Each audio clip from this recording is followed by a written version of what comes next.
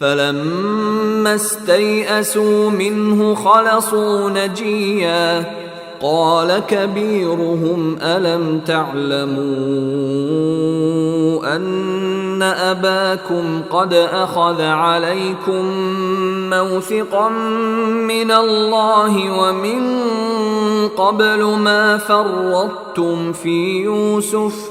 فلن أبرح الأرض حتى يأذن لي أبي أو يحكم الله لي وهو خير الحاكمين। चुनाचे जब वो यूसुफ से मायूस हो गए तो अलग होकर चुपके चुपके मशवरा करने लगे।